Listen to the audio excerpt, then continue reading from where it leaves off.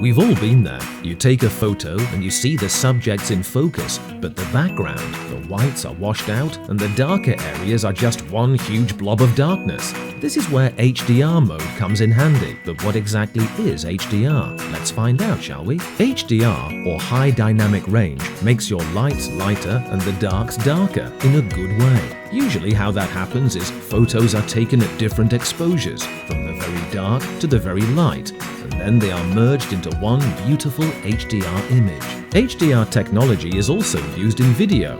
In fact, Hollywood studios use HDR when shooting and mastering the footage.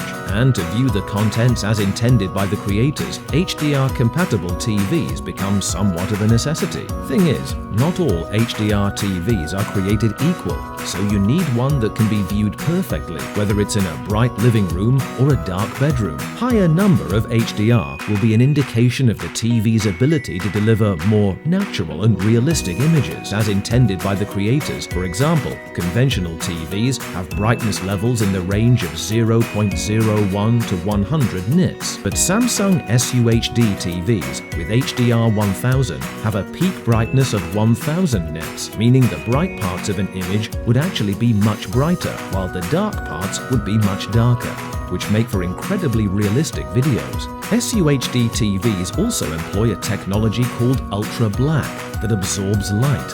So even in a bright living room, you'll no longer see a reflection of your surroundings on the screen. From the birds in the clouds on a sunny day to little creatures hidden in the darkness, that's what HDR1000 is all about. See the world as it should be seen. This is TV. Samsung SUHD TV.